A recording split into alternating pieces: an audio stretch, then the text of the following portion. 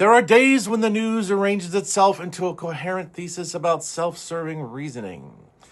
The small daily act of deciding that a rule or a word means precisely what is convenient for the person holding it. Monday is that kind of day, from a federal courtroom to a Wolverhampton Kerb to a Florida bench. The through line: construct a private exception, and when caught, defend it with a straight face. Well, our folly of the day: United Airlines and the seat that was merely window adjacent. Humpty Dumpty told Alice that when he used a word, it just meant what he chose it to mean. And United Airlines has now stress tested that position in federal court, arguing that a window seat describes a coordinate rather than a view. Interesting. The airline did not argue a mistake or offer a refund. Of course not. It retained counsel to argue that the customer had purchased an adjective, and that the adjective carries no implied obligation regarding the presence of a window. Interesting, lawyers, guys. The judge declined to accept that argument. What distinguishes this from ordinary corporate mendacity is the investment on the part of United. A lawyer billed hours constructing the theory, a senior lawyer approved it, and a filing was made.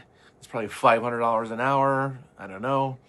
The full apparatus of legal reasoning and, frankly, billing deployed to defend a blank wall. Okay, nice going, guys.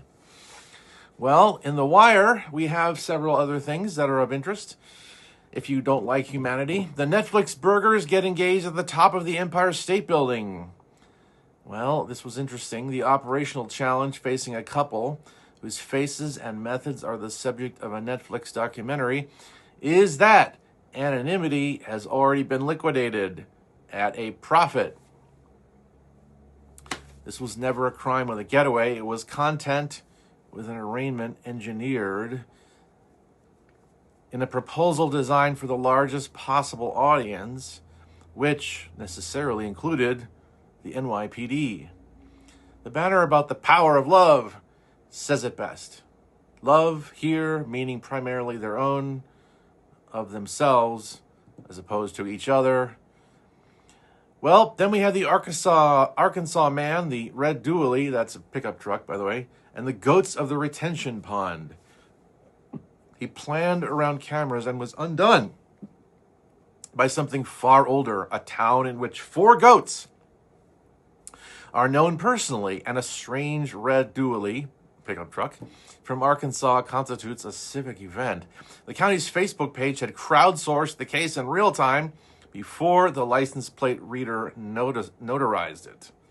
4 counts of theft, 1 per goat, is the rare charging document that doubles as a pastoral inventory. Okay, guys. Good work. Not. Then we have the Newcastle shoplifter and the product upgrade. Most men caught red-handed, well, normally they experience a minimum brief embarrassment. I mean, that's just kind of basic. Mr. Burnham experienced a product upgrade, surrendering the 190-pound bottle, that's pounds as in British currency, was not contrition but a trade-in, executed in the direct eye line of the one man whose entire job was to watch him specifically. After 138 prior convictions, wait a second, 138? The court's 245-pound all-in fine for a 285-pound bottle priced the lesson below retail. It will not be learned, no doubt, after 138 priors. And finally, we have black-robed egomania, my personal favorite category, because I deal with that every day. The judge who inferred her own exception 900 times. Talk about recidivism. A judge's indispensable skill, the one she applies to everyone else with the coercive power of the state, is reading a categorical rule and understanding that it means what it says. Judge Tennis read, "Judges shall not make political contributions." She believed that divined an invisible personal exception and applied it more than 900 times, each instance dutifully filing itself in a public database under her own name. Okay? The robed mind at its purest. The rules support civilization everywhere except the precise point where they become personally inconvenient for somebody's political agenda, in this case, a hard left agenda. And then we have the Siren ledger.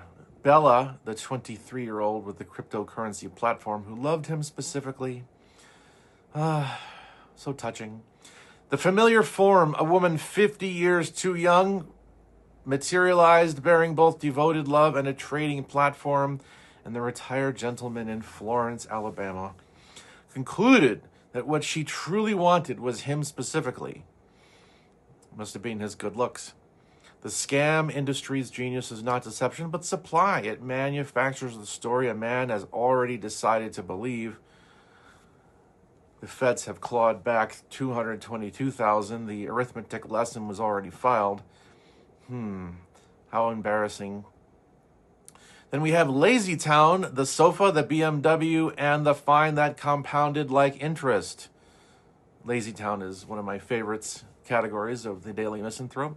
Laziness as a financial instrument, too lazy to drive to a free tip, then to pay the £1,000 penalty, then to open the council's letters, each avoided errand purchasing a larger obligation at a premium, until a sofa he did not even own cost him £1,722 and a criminal conviction. Compound laziness, unlike compound interest, accrues no principal, or subtracts no principal in this case. Campus Watch. The questions are free. The confidence is tuition funded. Please don't send your kids to college this year.